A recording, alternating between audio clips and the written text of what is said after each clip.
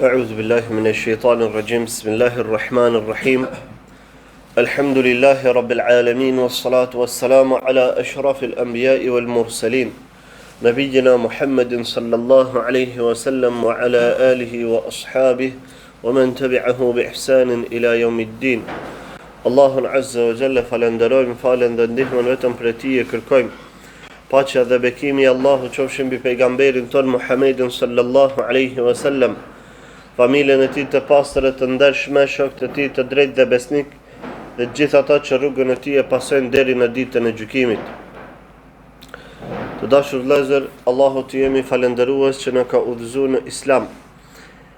Atij drejtojmë çdo lloj falënderimi dhe vetëm atij i takojnë meritat për udhëzimin tonë në këtë rrugë madhështore, në këtë fe të pastër e të bukur, në këtë fe shpëtimtare e cila e shpëton njeriun në këtë dynja dhe në botën tjetër. E shpëton në të dyja botët nga çdo gjë e ulët, e dhimbshme dhe e frikshme. Prandaj ajo që është më me rëndësi për njeriun është e përjetshmja dhe jo e përkohshmja. Ndërsa jeta e dunjas e dim që është e përkohshme. Çkado që gjejmë kënaqësi në jetën e dunjas, çkado që na tërheq në jetën e kësaj bote, atëherë duhet ta dimë që ato që gjenden te Allahu Azza wa Jall janë më afatgjat apo të përjetshme dhe janë më të mira dhe qëndrojnë më shumë.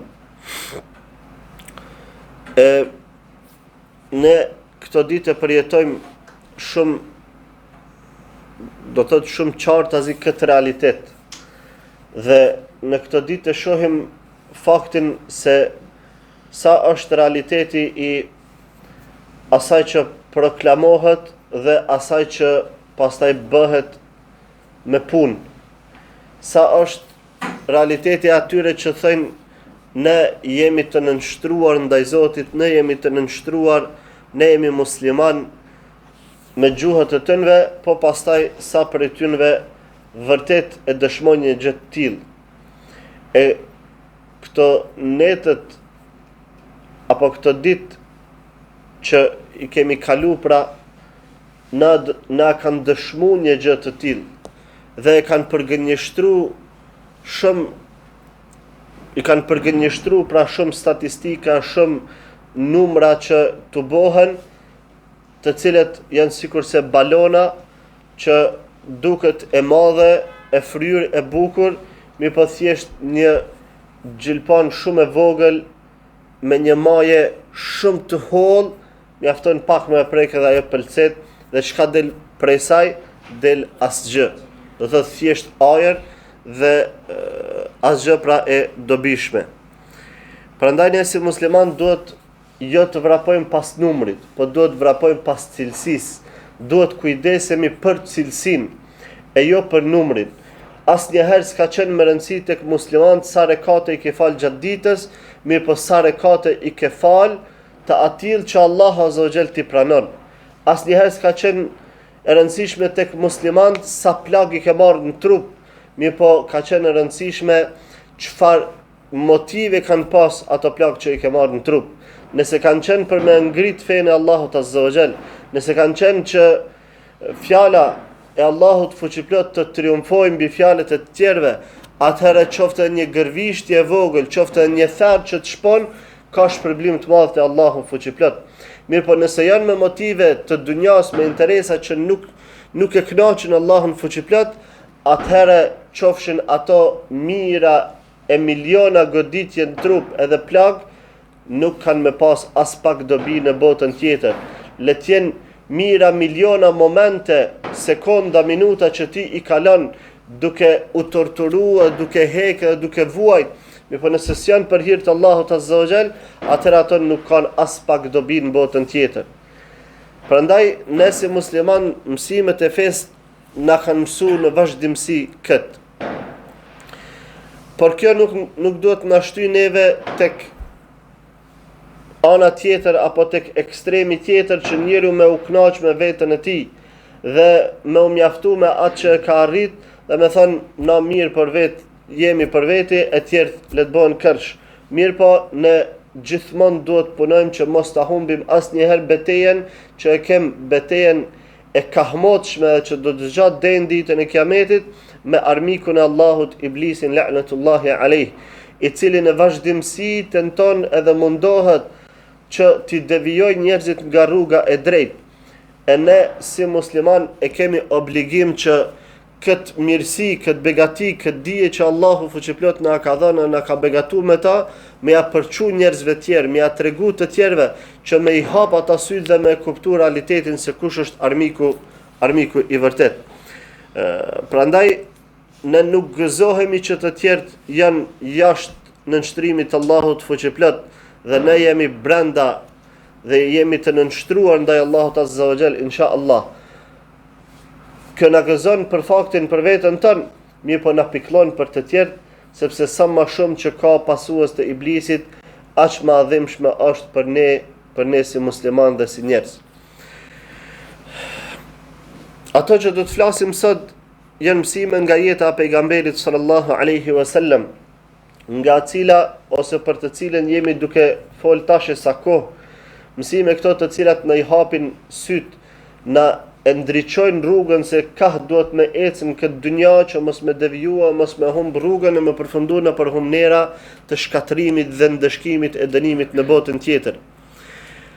Kemi përmend se si pejgamberi sallallahu alaihi wasallam dha mundin e tij dhe përpjekjet e tija bashkë me muslimanët në luftën e Hunenit dhe pastaj triumfoi kundër armikut të tyre dhe në fund i erdita kur pejgamberi sallallahu alaihi wasallam u desht atfar plaçkën e luftës që kishte bu në betejën e Hunenit, ta shpërndai në mesin e muslimanëve, pasi i priti për 13 ditë me radhë, i priti fisin Hawazin se mos po kthehen tek pejgamberi sallallahu alaihi wasallam si musliman. Dhe kemi përmend se çfarë ngjarjesh ndodhen gjatë ndarjes së plaçkës dhe çfarë mësimesh ato na sjellin neve si musliman, mësime shumë të rëndësishme nëse dojmë me pas sukses në jetë dhe dojmë me pas sukses në botën tjetër dhe me fitu mëshirën dhe kënaqësinë e Allahut Azza wa Jall. E sot do të vazhdojmë me matutje me mësimet apo mesazhet që na i sjellin ngjarjet nga betejë e Hunenit, të cilat janë po ashtu të shtrenjta për çdo njeri. Ndër këto ngjarje përmendet një hadith i pejgamberit sallallahu alaihi wasallam, të cilin e transmeton një sahabi i ndershëm i quajtur Asim ibn Adi radiyallahu ta'ala anhu, dhe thot: "Ishtaraitu ana wa akhi 100 sahmin min sihami Hunain." Thot on edhe vllau im i blejtëm 100 hise nga hiset e plaçkës së Hunenit. Dhe kur dëgjoi për këto pejgamberi sallallahu alaihi wasallam na e dha një këshill e cila pastaj është ruajt në historinë e muslimanëve dhe është shmu shumë. Madje dietar të shumë kanë nxjerr dobi të shumta, kanë shkruajt libra të shumë për këtë këshill dhe e kanë vendosur në mesin e haditheve parimore që ja u bëjnë të qartë muslimanëve çndrimin që do të me pas në këtë dynja. Dhe kur dëgjoi pejgamberi sallallahu alaihi wasallam për veprimin e Asim ibn Adiyit radhiyallahu ta'ala anhu, ja drejtoi një këshill të dashuri. Pra, një person që do vllaun e tij dhe a do të mirën për në këtë botë dhe në botën tjetër. Dhe ja tha disa fjalë të çmueshme. I tha: "Ma dhi'bani ja'i'an ursila fi ghanamin bi afsada laha min hirs al-mar'i 'ala al-mali wash-sharaf li dinihi." Ja Asim, o Asim, ma dhi'bani ja'i'an ursila fi ghanamin bi afsada laha min hirs al-mar'i 'ala al-mali wash-sharaf li dinihi. Tha: o Asim, dije se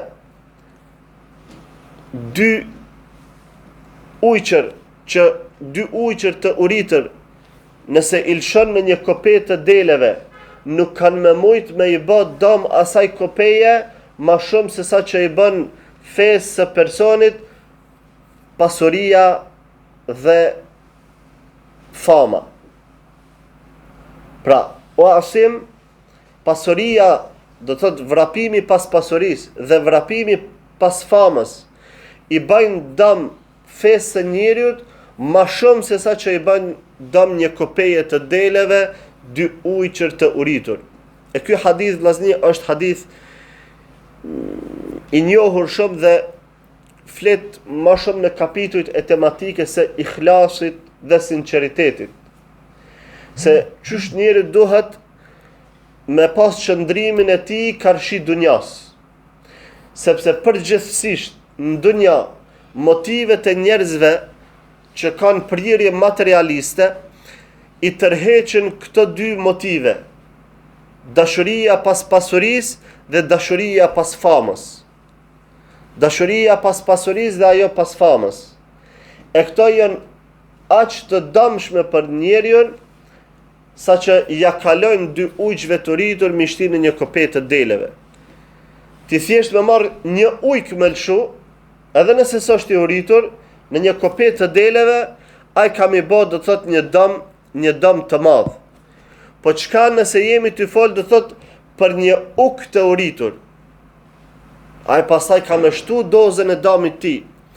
Po çka pastaj për 2 ujqër të uritur? Dhe dihet që në rastin e tillë do të thotë kopeja vetëse do të përfundoj pa asnjë dele, e ashtu njëjtë do të shkaktoj dëm njeriut dashuria për pasurinë dhe dashuria për famë. Allahu Azza wa Jalla ka përmend në librin e tij shpesh realitetin e njerëzve dhe ka thënë: "Wa tuhibbuna al-mala hubban jamma." Ka thënë ju vërtet e doni pasurinë me dashuri të zjarrt. E doni pasurinë me pasion të zjarrt. Pra ky është realiteti i njeriut. Pastaj thot: "Wa innahu li hubbil khairi la shadid." Pra njeriu e do pasurinë shumë fort. Njeriu e do pasurinë shumë fort. E këto 2 ajete do thot neve na tregojnë realitetin se çka gjem tek shumica e njerëzve.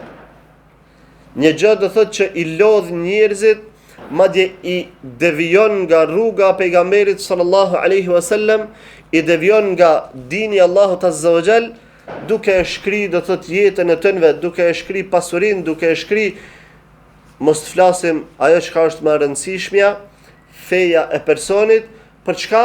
Për me arrit pasuri. Do thot ai njeri që vrapon pas pasurisë është sikur se ujku i uritur që vrapon pas deleve. A këtë realitet në e shohim, këtë realitet e përjetojmë, dhe këtë realitet do thot ka mundësi edhe vetë gjejmë ndonjëherë veten ta. Se sa herë do thot për interesat të dunjas, njeriu e vendos në pikpyetje a më i dhon përparësi fesë të Allahut azza wa jall apo më i dhon përparësi dunjas. A më i dhon përparësi punës apo namazit, sunetit apo punës. Dhe kjo vërtet që është do thot një fatkeqësi për muslimanin, sepse ajo ja shkatërron fen, e cila është e vetmja pasuri që i vlen në botën tjetër. E vetmja pasuri që do ta shpëtoj në botën tjetër. Veprat e mira që njeri i bën në këtë dunja, duke ju nënshtru Allahut azza wa jall. Edhe e dyta pra ish vrapimi pas famës, vrapimi pas pozitës, pas namit të mirë ndër njerëz. Pejgamberi sallallahu alaihi wasallam e ka qortu shumë personin i cili do thot vrapon pas pozitës, pas karikës, dhe ka thënë: "Inna la nuwalli hadha man sa'alahu wala man harasa alayh." Ne nuk ja japum pozitën atyve që kërkojnë e as atyve të cilët nuk e kërkojnë drejt për drejt, por shihen që po mundohen me marr pozitë. E shariatikisht do thot nuk I jepet pozita njeriu të tillë, se pastaj ai nëse është në gjendje do thot me harxhu gjithë atë energji për me marrë çat pozitë, çka ka më bë pastaj për me rujt pozitën që ka sakrifikuar shumë për ta. Edhe kjo është një realitet që ne e shohim në ditët e sodit, ku marrin poste të udhëheqjes njerëz që jo e kërkojnë, mi pa ata vdesin për pozitë.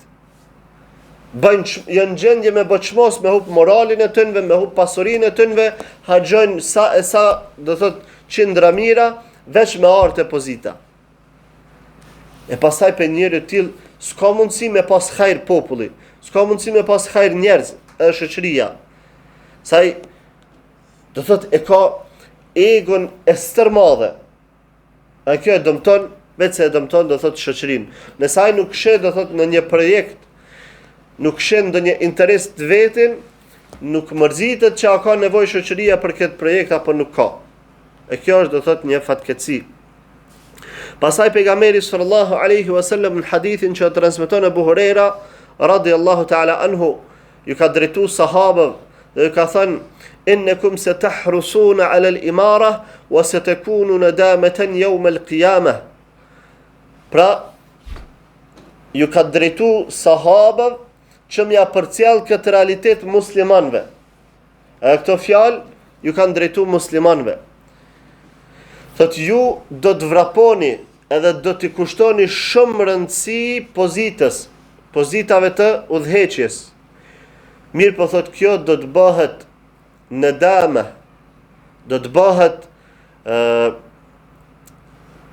pishmanllëk, do të bëhet keqardhje për ju në botën tjetër. Pishmanllëk për ju në botën tjetër. Edhe nuk ka njeri që ka marrë, do thot ka vrapu pas pozitës, e ka marrë pozitë, vetë se kur është nda për kësaj bote, ka pas brenga të shumta. Jemi të folë për njerëz që në kanë musliman dhe ju kanë tutë Allahut Azza wa Jall. Me gjithë se kanë punu me fjalën e Allahut fuqiplot dhe me shariatin e tij, ama me gjithë ato kur ju nda për kësaj bote, ju nda me brenga të shumta, se çka kanë me ju përgjigje Allahut Azza wa Jall në ditën e llogarisë. E kjo është këto dy faktor, këto dy motive janë për motiveve që ja prishin njeriut sinceritetin e tij, ja prishin atë qasjen dhe lidhjen që ka me Allahun Azza wa Jall. E bin njerin deri në atë pikë që në raste të caktuara edhe ibadetet i shkrin për këto dy motive. Në raste të caktuara shet do thot njerëz që ibadetin e tjetërsojnë vetëm për me arrit pasuri, ose të tjerë që ibadetin e tjetërsojnë vetëm për të arrit pozitë dhe famë. Kjo pozita nuk është që kufizohet vetëm në një post të caktuar. Post pra më bë filan kryetare apo filan pozite me zënë në një institucion qoftë fetar apo shtetëror. Mirë, po kjo manifestohet edhe jashtë pozitave zyrtare. Se fama dhe nam quhet njeriu i cili fiton respekt ndër njerëz, fiton respekt në popull. Në gjem do të thot raste të shumta tek të parë tanë, tek brezat e mbar, të cilët kur kanë shku në treg, edhe s'kan desht me u njoft të njerëzit. Ka pas raste pej selefit që i kanë rru vazhdimisht shitorët, ata far bukpjekësit, nuk ka shku gjithë të bukpjekësi i njëjtë. Se deri kur e ka marrë vesh bukpjekësi i parë që ky është filan fisteki, e kanë rru pastaj. Se nuk ka deshë mas ne ai me ia dhënë që buka është 1 euro, po për ty 50 cent. Për ty gjysëm. Ka thënë, a unë vallë po e shes fentame për gjys euro? Se pse po ja bën ai këtë zbritje? Se kjo është filan hoxha. Kjo është një prej gjanave që e kanë manifestu, do thot dietarët e brezave të parë, e kanë manifestu sinqeritetin e tënve për me rujt fenë e tënve. E çka do thot për kategori të caktuara njerëzish, të cilët janë në gjendje me e shit fetarinë e tyre, me e shit fenë e tyre, me e shit parimet e fesë, me enru menhexhin dhe jetën dhe drejtimin e tyre, vetëm e vetëm për me arrit, do thot një post imami apo një post diku me një firmë caktume, post kryetari, post udhëheci, apo me qenë që thënë këtëne që udhëheqin punëtor, krye punëtor apo çka do qoftë. Do thot, njeriu mundet shumë thjesht me rshit në sinceritetin e tij. E këtë, do thot, e bëjnë këta dy faktorë që pejgamberi sallallahu alaihi wasallam e ka këshillu Asim ibn Adiun që le të ketë kujdes, sepse ato pastaj ta fshin fetarin.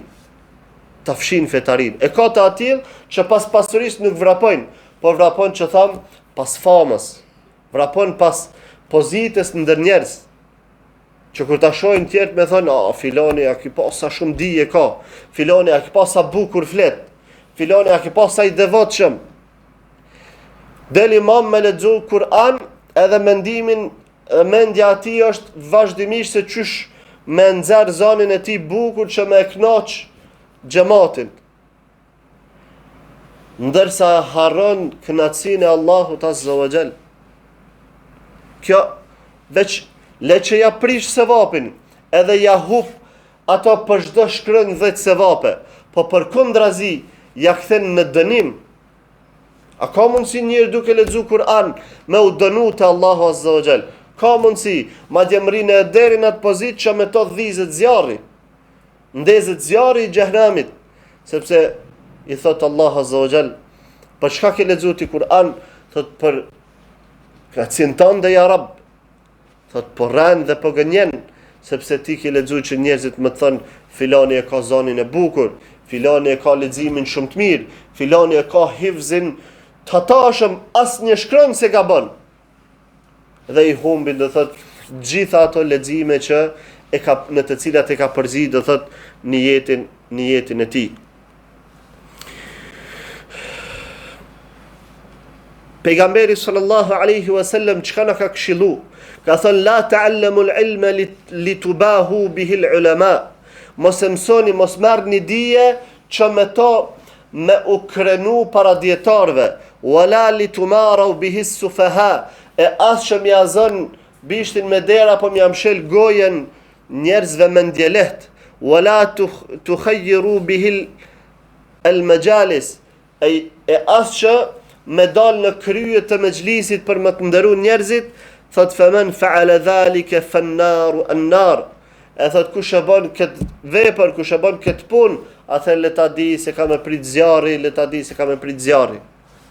Pra kjo nuk është thjesht, nuk ju drejtohet kjo vetëm ulemave, si drejtohet kjo vetëm hoxhallarëve, ju drejtohet gjitha shtresave të shoqërisë, sepse çdo musliman merr dije, sado e vogël që është ajo. Nuk guxon njëri asnjëherë me mësu një mesele që me poshtru dikon pastaj me një mexhlis. Nuk guxon asnjëherë me mësu një mesele që pastaj me pas qasje përjashtuese tek njerëzit. Nuk i mësojmë në meselet e fesë se pozita, do thotë ati që s'falet, çfarë pozite ka në fe? A është musliman apo s'është musliman? Nuk e mësojmë në këto që pastaj me dalë me thonë njërit ti s'ko ke musliman, ti e qafir, ti e kështu. Na mësojmë këtë për me i eduku njerëzit, sepse e dim që ai i cili nuk falet, nuk janë dëgjon kur erën xhenetit, ai kur nuk ka me shkel koma ati në xhenetin e Allahut Azza wa Jall. Nëse është musliman, pra që e ka deklaru shahadetin, edhe i është tregu që namazi është obligim, jeton në një shoqëri ku thirret ezani, jeton në një shoqëri ku ka xhamia, ka cilët, jeton me një shoqëri ku hoxhallarët folin jo një herë në javë, po çdo ditë flasin hoxhallarët. E i tili nuk ka arsyetim para Allahut Azza wa Jall, vallahu ne kum ditë se kum ditë. Po tash tillit nuk duhet na me shku me aqit etiketën edhe vulen me adhan ti je qafir zdynet kur gjë tyje, as agjerimi as kur gjë heq.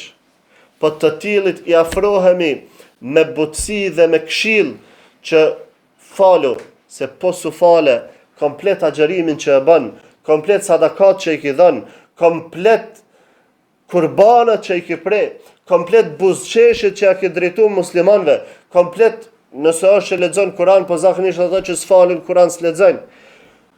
Pa marrë parasysh çfarë ibadeti e punë të mirë që e ki bë, nëse vdes pa namaz, ty gjitha kanë më të shkun ujë, sepse Allah Azza wa Jall, sikur se çush na ka tregu pejgamberi sallallahu alaihi wasallam, shumë bukur e drejt për drejt, që në ditën e Kiametit kam i marrë në pyetje njerëzit mas pari për namazin e tyre, për muslimanët. A keni fal namazin? Nëse e kanë fal namazin, pastaj llogarit punët e tjera, e nëse se kanë fal namazin, ju ndërpritet llogaria. Kjo është hadithi pejgamberit sallallahu alaihi wasallam. Pastaj hadithi tjetër që thotë se çelësi i xhenetit është namazi. E nëse s'ki çelës për me hap një derë, ajo derë kurrë më nuk të hapet. Ajo derë më kurrë nuk hapet.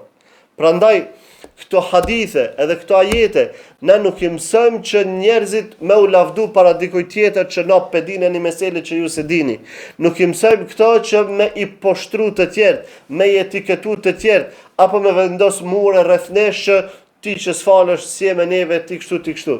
Po na i mësojmë këto që mi vetdisu të tjerë, me ja u tregu realitetin, nëse për një me i dojmë prindit tanë, nëse i dojmë evladët tanë, i dojmë akrabatë dhe shoqërinë tonë që e kem, atëherë duhet me pas këtë realitet parasysh. Nëse i dojmë sinqerisht, sepse po s'ju kallëzum, po nuk ju tregum, pastaj në ditën e Kiametit dini këto mirë, edhe mos të metet pastaj në ditën e Kiametit me thonë valla hoxh çdo se kemi ditë s'na ke tregu. Ditën e Kiametit se të cilit nuk i kemi tregu, ka më ardh dhe ka më na marrë në llogari, ka më na lyp në mesin e njerëzve aty ku është ai i cili kursum ka tregu që s'po bëj ka pa u fal. Edhe vjen shoku, vjen akrabaja, vjen daja, vjen halla, vjen atjetri, thot ku je ti që u fal që vet, a neve kush nuk i pas kallzu që duhet mu fal patjetër. Çka do t'ju thush pastaj? Njerëzit që to ta bëjnë në dunja ta bëjnë. A ki pa në rast domethënë çka më marr një rast më konkret. Një rast më konkret, një shok që ki, ose një akraba që e dën shumë. Smuhët, a e shkon në spital. Edhe ai djali agjes tonë ose vllavi jot ka shkuar ka vizitu. Ai ka marrë vesh, ka shkuar ka vizitu. Ti marrësh vesh tek masi delaj pe spitalit, edhe takosh me ta kur të sheh thot të kallzon thot çështu më kanë smut spital një javë kum nej. Ti tash met, thot ç'sh bre, pa i thot filani ke vllavi jot, ke më pa ti s'pa të ardh. Tash çfarë çose kiti ndaj çati vllau ton, pse be vllau s'm kallzojsh, po ti ko shkon vetaj, pse s'm kallzojsh që u kon smut, ja pe dish në çfarë raporti kemi me to. Çka është sa një parë që njerëzit ta thënë për diçka shumë thjesht. Mos ti marrëm ata shembuj do thotë edhe ma ekstrem, më kanë në farë, më qel diku me një market filon date, kush vjen market, kanë me adhon, kanë një televizor fal. Ti ki marrë vesh, shkon aty, si ki kallzu vllaut, që ka më thonë, po ku jebe, menojshë që ka më ta marrë televizorin tonë, a qka? Po së më kallzove, unë të kisha arash aty, bile kisha fitu një televizion fal. Këto njerëzit në dunja ta bëjnë. E çka kur vjen pikpyetja ahiretit që është për jetë. Edhe për çfarë punë për namazin.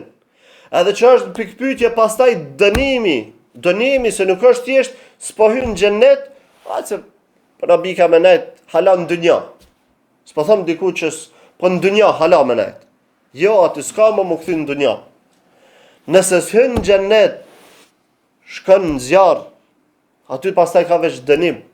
E çka po mendon do thot një person i cili ti s'ja ki tregu që të realitet, çka ka më të bën ditën e Kiametit? Vesh aty s'munët me të myt, kjo do më thonë është e sigurt, se për ndryshe se në tjera kretë ka më t'i thonë. Kretë do më thonë fjallët më të ulta, e më të poshtra, e më të këqia ka më t'i thonë. Edhe pse të ka dasht shumë si evlad, të ka dasht shumë si shok, të ka dasht shumë si akraba, apo të ka dasht shumë si prind, si babe, si nan. Andaj, kjo është një realitet që ne e mësojmë, edhe dija nuk merret për kësi motive, nuk mësohen hadithet, nuk vihet në ders, nuk mësohet dersi për kësi motive që me u lavdu para dikojt, me përjashtu dikon, me nënçmu dikon tjetër, e kështu me radhë. Dija mësohet vetëm për hir të Allahut Azza wa Jall. Qysh i bjen për hir të Allahut Azza wa Jall? Që më mësoj rrugë cilat janë që të çojnë deri tek kënaqësia e tij, që të çojnë deri te xheneti, për që të punë të vynë në dija. Nëse marr dije për diçka tjetër, atë dije që gabim e ki shumë. Ama dije ndosh me armë mësu vetëm që çka kënaq Allahun Azza wa Jall. Po du me ditë me çka është Allah i kënaqur. Edhe sonte e kupton që Allahu është i kënaqur me sinqeritet, edhe me vepra kualitative, e jo me vepra kuantitative, me sasi, ama me kualitet. Kjo do më thënë është që duhet me i interesu muslimanit.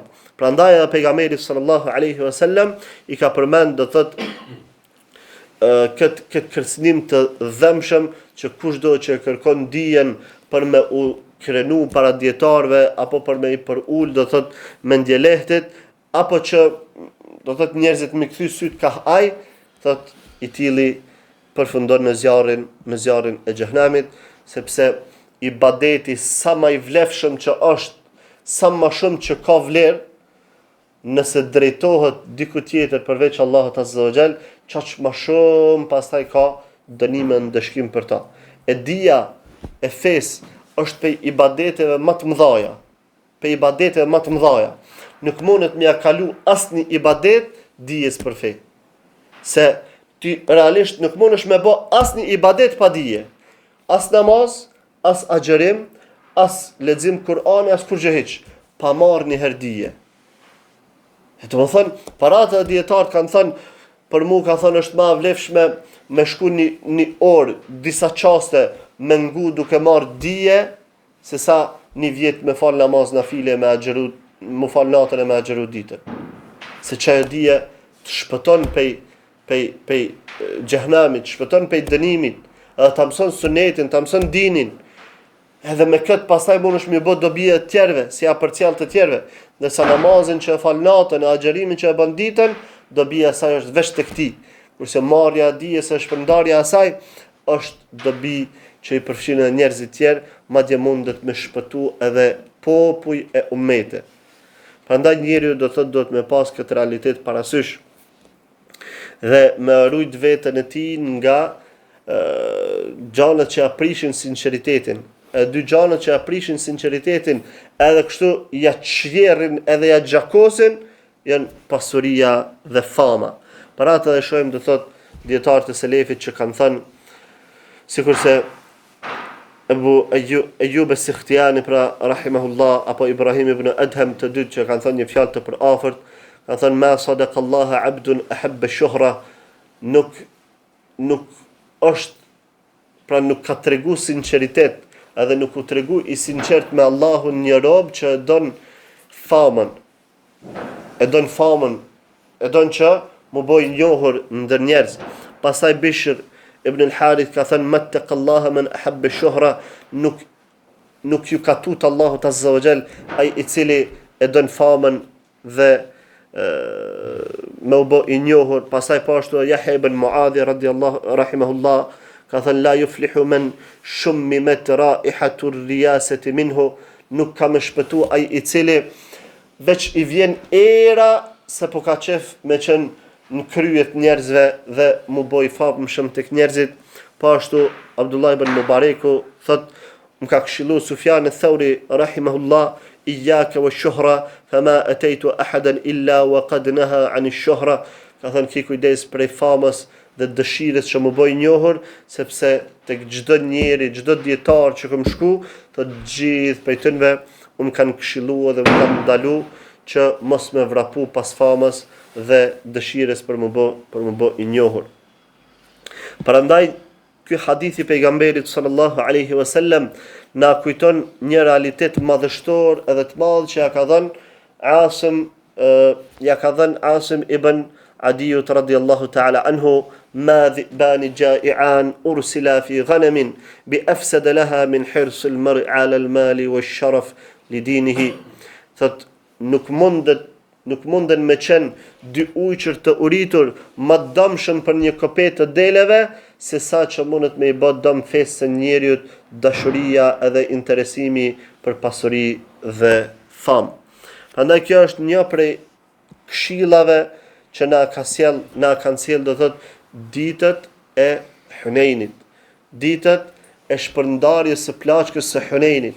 Edhe shohim pra pe veprimit të Asim ibn Adiut radiallahu ta'ala anhu, që nuk është se ka kqyr me marr pasuri në të thatë, mi po realisht ai u quj ka ble hise, i ka ble 100 hise nga preja, nga plaçka e luftës së Hunenit, i ka ble 100 hise. E do thot që pejgamberi sallallahu alaihi wasallam kur ka pa një interesim till që me të bu sa më shumë pasuri, ka thënë ki kujdes o Asim, sepse kjo ta shkatron dinin dhe fetarin tënde. Atë ditë pejgamberit sallallahu alaihi wasallam në Gjirana ja bani një pyetje edhe Omer ibn Khattabi radiallahu ta'ala anhu. I tha ja Rasulullah, inni nadhartu fil jahiliyyati an a'takifa yawman fil masjid al haram fa kayfa tara. O i dërguari i Allahut, tha unë kum bë jam zotu, që thënë të na kam bën nezër. E përmendën domon vjetrit me bën nezër. Nezër fjala vjen për arabishtës nedhër. Nedhër çka do thot zotim. Do thot njëri kur zotohet për diçka. Ka njerëz që zotohen për shkaqe të ndryshme. Sigurisht gjyshi i pejgamberit sallallahu alaihi wasallam që është zotuar, ka thënë nëse Allahu azza wa jall ma mundson do thot më jep 10 fëmijë dhe na mundson me hap atë farpusin, fëmijën e 10 ka me bë kurban. Ai ka ra do thot baba i pejgamberit sallallahu alaihi wasallam Abdullah me qenë i 10. Kjo do thot është nedhër. Dikush bën nedhër thot nëse Allah azza wa jall ma jep një fëmijë, unë kam shku në Qabe. Dikush tjetër mund të më thonë nëse Allah azza wa jall ma mundson me kalun në provim, kam i fal 100 rekate namaz. Forma të ndryshme. Edhe pse dietar kanë treguar do thotë që nedhri nuk është i pëlqyer të bëhet. Mirë, nëse bëhet, pastaj është obligim që me u realizu. Sepse kanë thënë me nedhër nxirret pej tamaqarit. I thonë nëse ma bën që to, unë ta bëj këtë tjetrën. Ndërsa Allah azza wa jall nuk është i tillë. Allah azza wa jall nuk ka nevojë për kushtëzimet e tua. S'ka nevojë ti më premton 100 rekate namaz për më ta mundsuar me kalon një provim. Nuk ka nevojë ti më premtu me shkon Qabe, me kry haxhin, me kry umre, që ai më ta dhuron një fëmijë. Ti thjesht lutem me sinqeritet, edhe ai e zgjidh më të mirën për ty. Nëse s'tu ka pranuar duaja, atëherë dije që ka diçka më hajër për ty se sa duaja jote dhe nënshtroja Allahut azza wa jall dhe caktimit të tij. Pejgamberi sallallahu alaihi wasallam, pra Omeri ka pyetur, ka thënë, ku bën nedhër në xahiliet që më bë i'tikaf një ditë në xhamin e Qabës. Pra këtë nedhër e kish bën në xahiliet, sa u kon hala pa u bë musliman, që me bë i'tikaf në Qabe një ditë, dhe e pyeti pejgamberin sallallahu alaihi wasallam, çka po më thu tash me vepru? Se kjo na jep mësimin tjetër që feja nuk shpjegohet me mendje. Omeri ka mujt me thënë, pa hajt se atëherë më kon xahil, e kom bën nedhrin xahiliet edhe tash s'ka nevojë me do thot me çu del fund, sa ajo kon nedhër i xahilietit. Pse a thot çfarë përgjigje ka dhënë pejgamberi sallallahu alaihi wasallam? Omeri nuk veproi me mendjen e tij. Mirë po, e lypi argumentin, fjalën e pejgamberit sallallahu alaihi wasallam. Edhe pejgamberi alayhis salam i tha, idhhab fa'takif yawman, tha shko Omer edhe bën i'tikaf një ditë. Shko edhe krye i'tikafin që je zotu për ta. Ani pse ki bën xahiliet? Ama dikush me logjik të vetën mund të më thonë, ja bes ka nevojë sa ju keni në zotimin e xahilietit, e kur bëhet njëri musliman me atë xahilietit zvyn. Kështu gjykon dikush me mendje, po argumenti thot ndryshe. Dhe Omeri radiallahu ta'ala anhu pastaj shkoi te pejgamberi, shkoi pra në Qabe dhe bani i'tikafin e tij, e që gjatë kësaj kohe Omeri e liroi një prej robreshave që kish marr nga plaçka e luftës së Hunenit, dhe arsyeja pse e liroi do ta përmendim pak më vonë. Pasi u ndan pra gjitha ajo plaçkë luftës, pejgamberit sallallahu alaihi wasallam i ardhen 14 persona prej fisit Hawazin. Do thotë çaj fisi me cilën pejgamberi alayhis salam kish pas luftë. I ardhen 14 prej tyre në krye me Zuhair ibn Surad dhe ja dhan besën për Islam, pra u banën musliman. Edhe i than: "Ja Rasulullah, inna aslun wa ashira, famunna alejna." O i dërguar i Allahut, na jemi akraban me zveti dhe kena një raj të përbashkët, pra ne dhe ti. Sepse këto fiset shka ishin afër Mekës, ato gjenealogjin diku ju bashkohej. Fisi Hawazin me fisi Quraysh, do të gjenealogjia atënve diku bashkohej. Dhe i than, na jena një raje dhe jena akraba, andaj apo na bën një të mirë. Men Allahu alejk, Allahu ta bëft ty një të mirë. Tha fe innehu qad nazala bina min al-bala'i ma la yakhfa alejk. Tha sepse neve na ka kap një sprovë fatkeqësi që shpeshherë vet. I than, pra ky Zuhair ibn Surad ju drejtu i tha: "Ja Rasulullah, innama fil hadairi ammatuka wa khalatuka wa hawadinuk allati kunna yakfalnaka." Tha i dërguar i Allahut, mesin e atyve robreshave që i keni nxënë peng të luftës, tha ka halla teze të tuat edhe gra që ju kanë ushqy me gji dhe janë kujdes për ju. Dhët, kërkesa e këtynve po sillej ka çka? Që ata robër që i keni marrë të luftës, fëmijë, gra, më na i kthy. Robrit e luftës edhe plaçkën e luftës më na e kthy. Dhe pejgamberi sallallahu alaihi wasallam ju përgjigj tha: "Ma'i man tarawun wa ahabbu al-hadithi ilayya asdaquhu." Tha ju përshini kënë kam me veti. Do thotë aty ishin muhaxhirët, ishin ensar, edhe muslimanë të ri të Mekës. E tha une i kam marak vetëm bisedat e sinqerta edhe fjalët e drejta. Andaj tha fakhtaru ihdat taifatayn. Ju zgjidhni tha njënin prej dy grupeve. Imma sabya wa imma al-mal wa qad kuntu istanaytu bikum. Tha ose zgjidhni robrit ose pasurinë. Pase ju kom prit disa ditë që të në Gjirana, po s'keni ardhur. Do thotë, përmendur që pejgamberi sallam i kishte prit 13 ditë, pa ata nuk erdhën tek masi u nda plaçka. E të kishin ardhur pa u nda plaçka, i kishin fituar të dyja. Edhe pasurinë, edhe robrit. Mirë po, tash plaçka u nda. Disave ju dha pasuri, disave robër e kështu me radhë. Dhe pejgamberi sallallahu alaihi wasallam nuk jau dha të dyjat. Ta zgjidhde, ose kët ose atë. Edhe ata bisedon me vetë dhe kur e pan që pejgamberi sallallahu alaihi wasallam nuk do t'jau kthej të dyjat, i than fa inna nakhtaru sabyana, atër po i zgjedhëm njerëzit tanë, pra robrit që i keni nxënë. Kështu që pejgamberi sallallahu alaihi wasallam ju tha: "Amma ma kana li wa li bani Abdul Muttalib fa huwa lakum." Tha ato që kanë të mijat, që më kanë taku mu, edhe barkut të Abdul Muttalibit, do më thënë pasazhve të Abdul Muttalibit, tha janë t'jujat, merë një shlirë.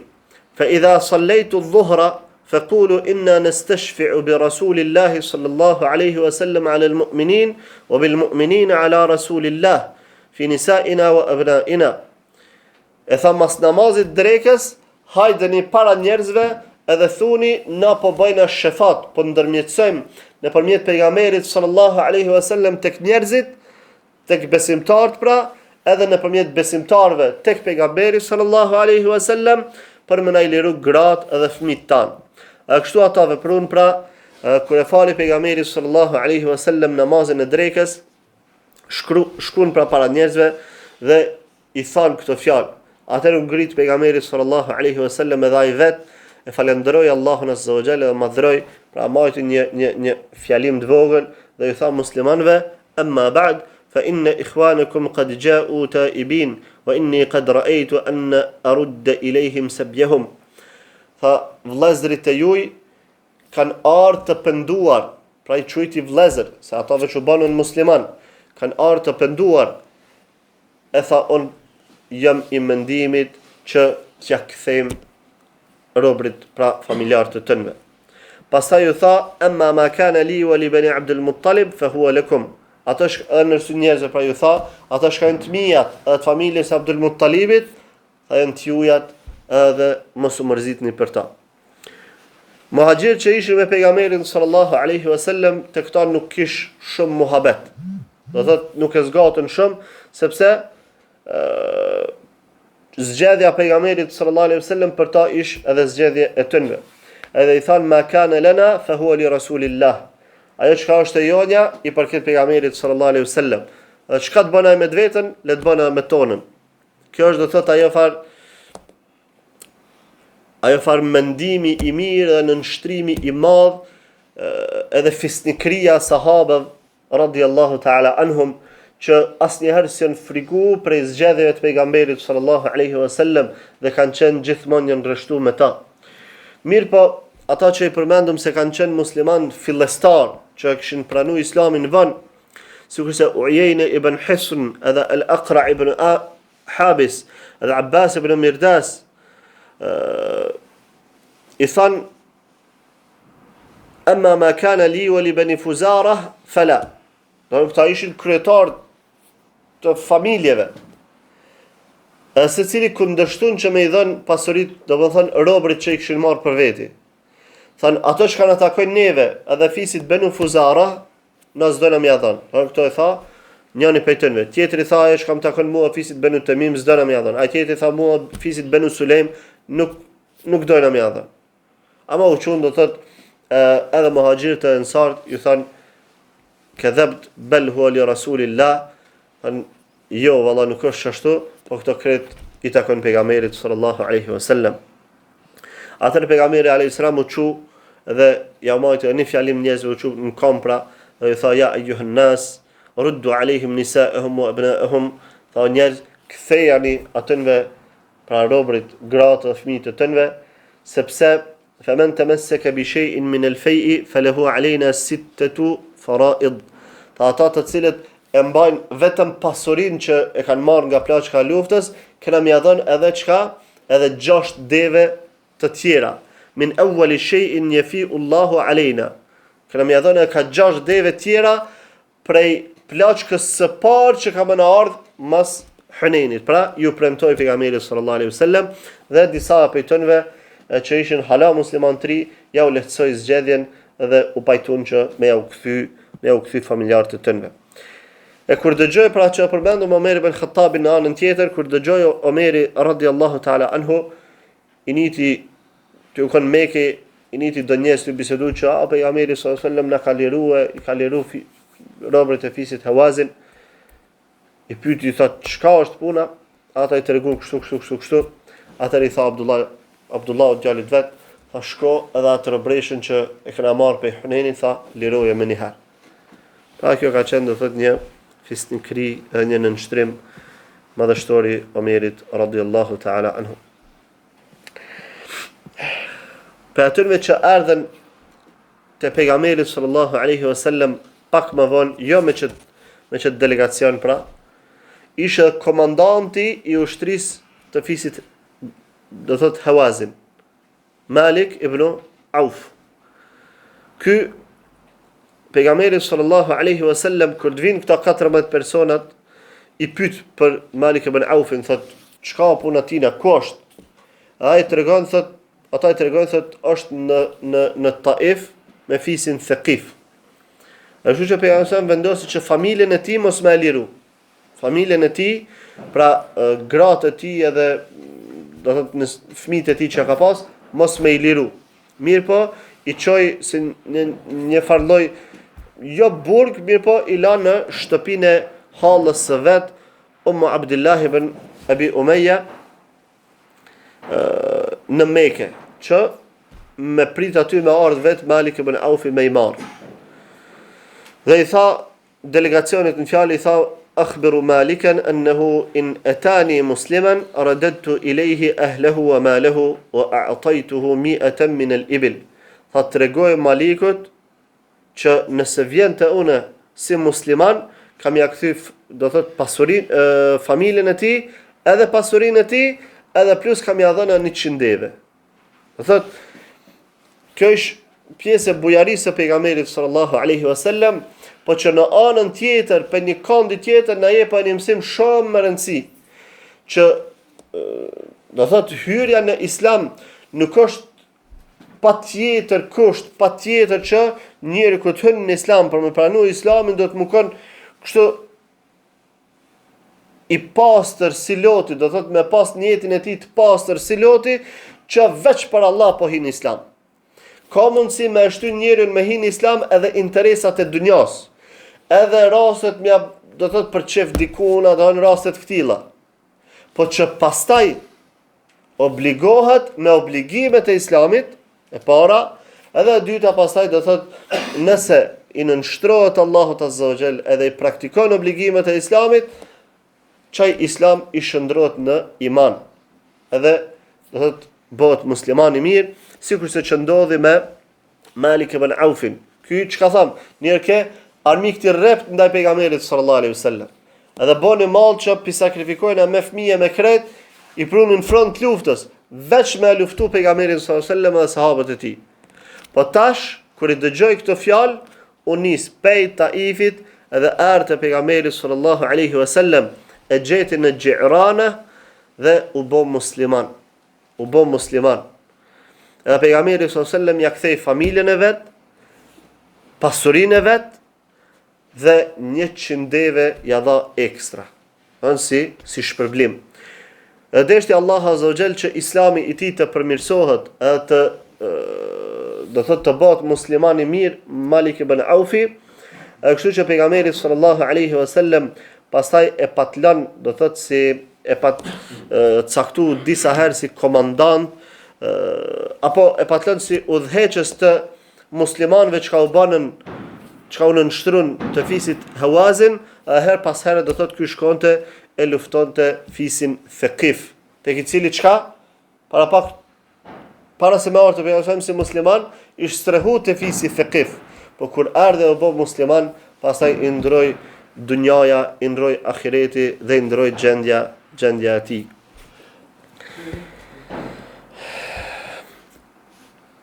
Atë ditë pejgamberi sallallahu alaihi wasallam e shfrytëzoi rastin që masi kish ardhur deri në Mekë me bë edhe një umre. Edhe u çu prej Gjiranës, pra hyri në ihram dhe u nis drejt Mekës për me bë umre. Ai ishte një umre do thot e shpejt, ku pejgamberi sallallahu alaihi wasallam natën pra doli prej Gjiranës, hyni natën pra në Mekë, e kreu umrën e tij çka kish me kry, doli hala pa u bë mëngjesi, doli prej Mekës e u kthy në Gjirana. Edhe plot për njerëz do thot as se kishin pa pejgamberin sallallahu alaihi wasallam që ka shku ka kry umre. E kjo është domethënë njëna prej 4 umreve të pejgamberit sallallahu alaihi wasallam. Se tregon Qatada rahimahullah, e kom pyetur Enesin radhiyallahu ta'ala anhu se sa umre i ka bë pejgamberi sallallahu alaihi wasallam, më pa thënë i ka bë vetëm 4 umre. Të gjitha thot i ka bë në muajin Dhul Qa'da, përveç ato që ka bë do thot zbashku me haxhin e vet. Edhe ja ka numëruar pastaj, ka thënë një ka qenë umre që ka bë në Hudaybiyah. E dini do thot ngjarjet e Hudaybiyahs, pejgamberi sallallahu alaihi wasallam u nis prej Medinës, shkoi deri në Hudaybiyah, mirë po me kasit nuk e lan. Ama i preu do thot flokt edhe theri kurbanin, që ashtu që bëhet për umre, edhe u kthy do thot në Mekë. Realisht në Medinë. E kjo ju llogarit umre. Pastaj e dyta ka qenë pas Hudaybiyahs në vitin e ardhshëm, e kjo edhe para do thot kanë qenë në muajin Dhul Qa'da.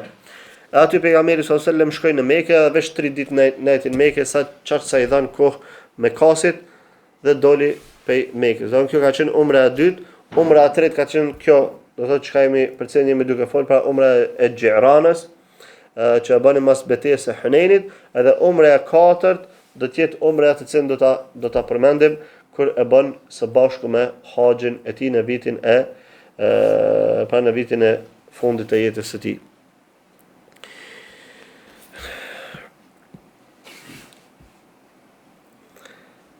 Pejgamberi sallallahu alaihi wasallam pas e kreu do thotë edhe umrën e tij me këtë e përmbylli atëfar marshimin e tij drejt Mekës.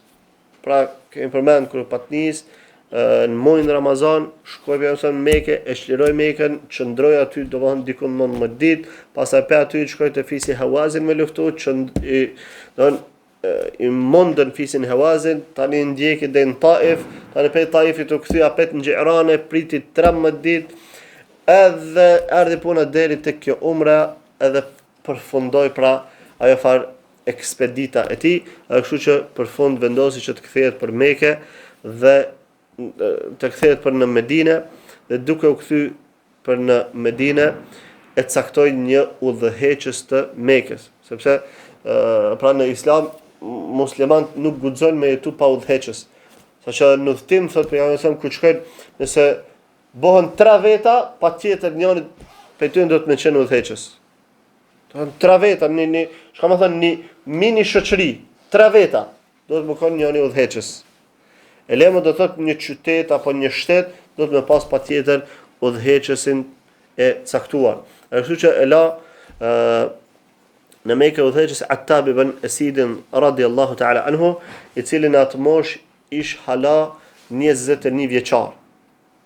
Pra Attab ibn Asid radhiyallahu ta'ala anhu ish 21 vjeçar kur pejgamberi sallallahu alaihi wasallam e la guvernator të Mekës, që është një moshë shumë e re, mirë po ka qenë meritor për një gjë të tillë me pjekurinë edhe mençurinë e tij që ka pas.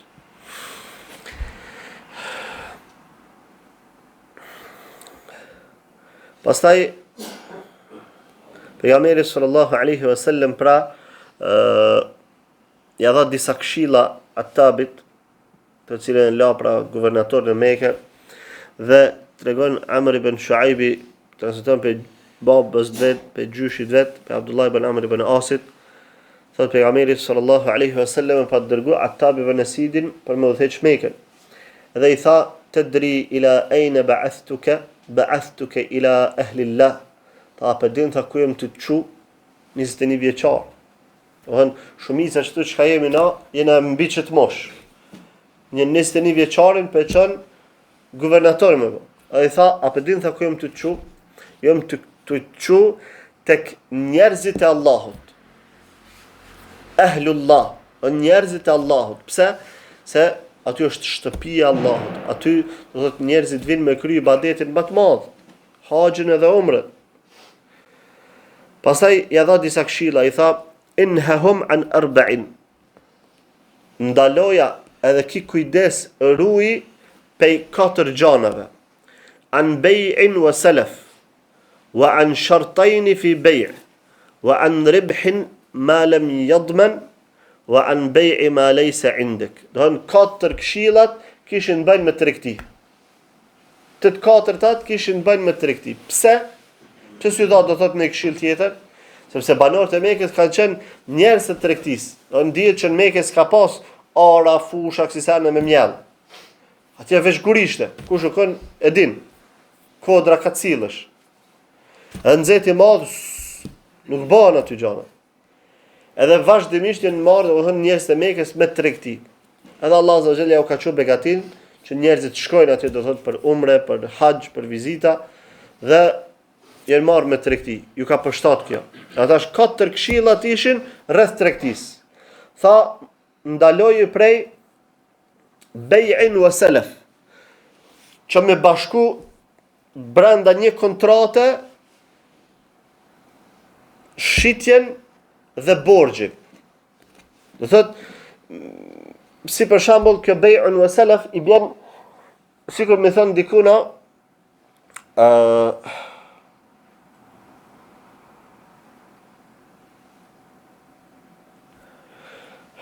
Bej'un o selef me bashku një tregti dhe një borxh. Po ta shes unë ty veturën nëse më jep borxh, ta zom 5.000 euro. Unë ta shes që të veturën teme 10.000, me kush që ti më dhën borxh 5.000.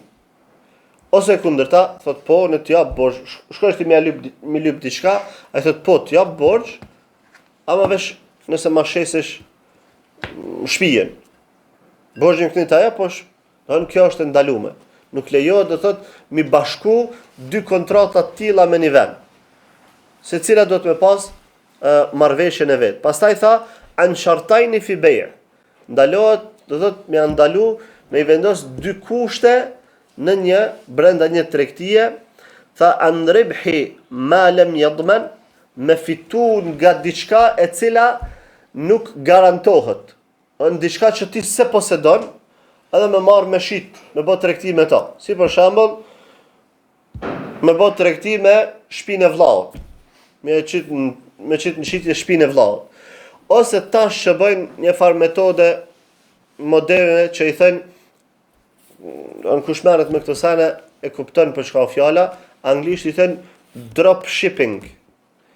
Do ti hish online, edhe është faqja, edhe dush me porosit diçka, dhe e bën porosin, mirë po ajo dyqani online ku ti pe bën porosin, ai nuk e ka çat artikull.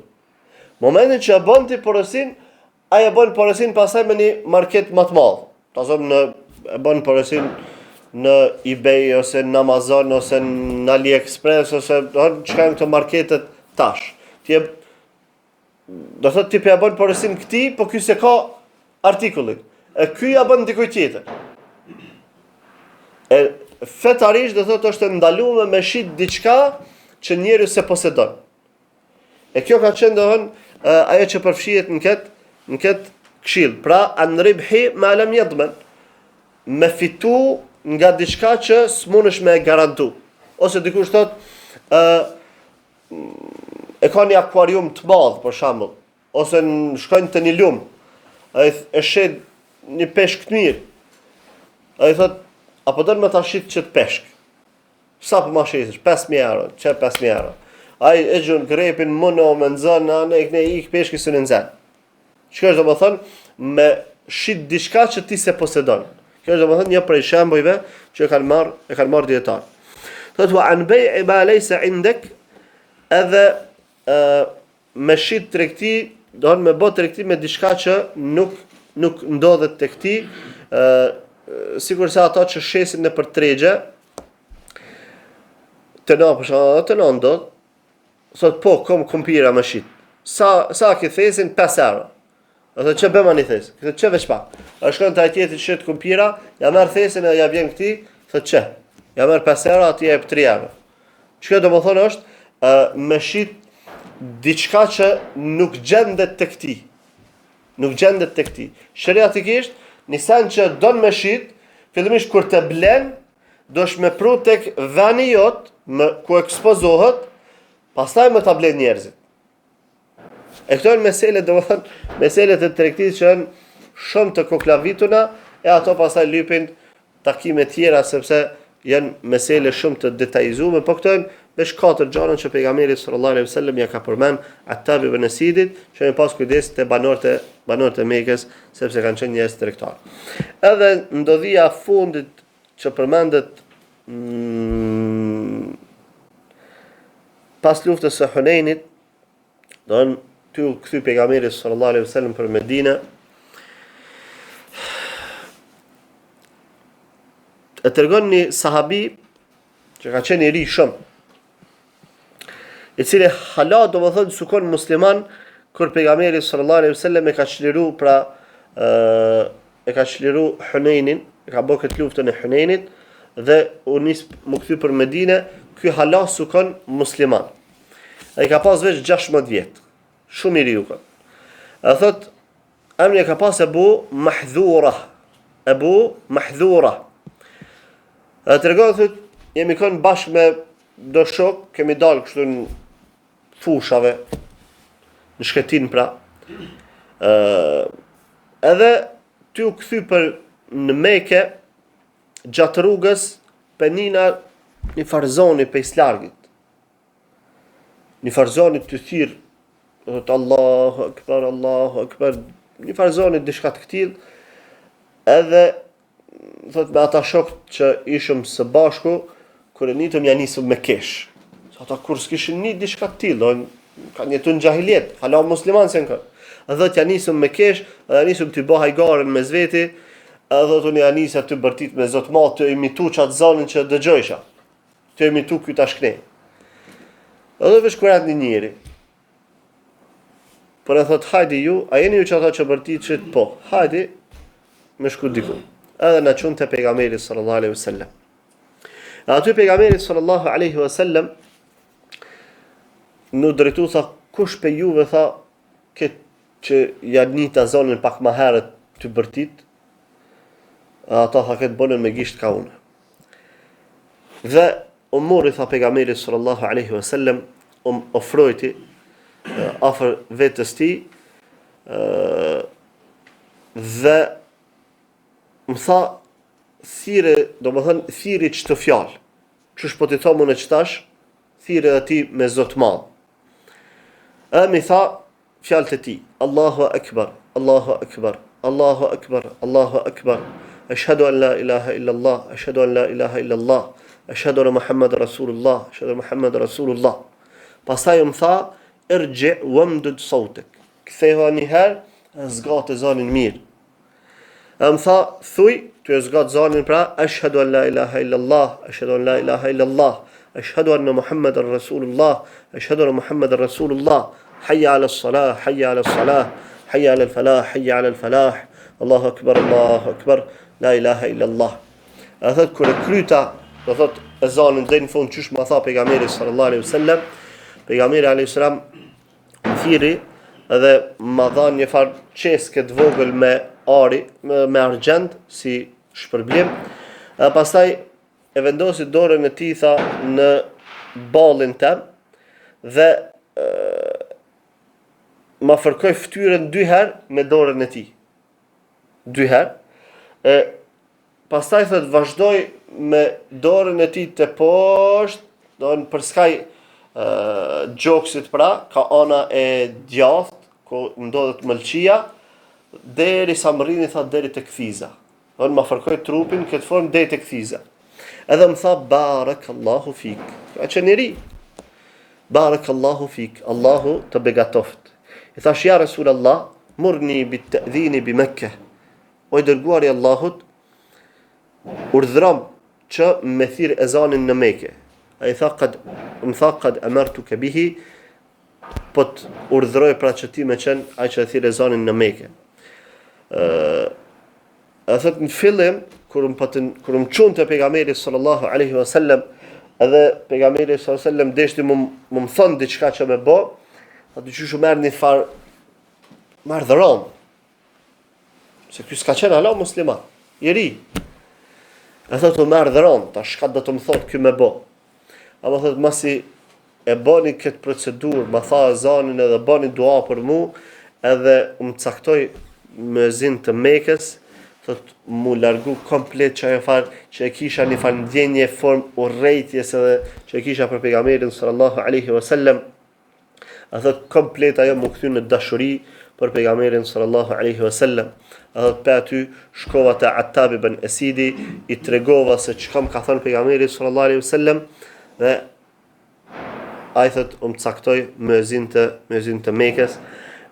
E ka vazhdu do thot Ebu Mahdhura radiallahu ta'ala anhu, ezanin e tij në Mekë për 5, do thot deri në vitin 59 kur ka vdek.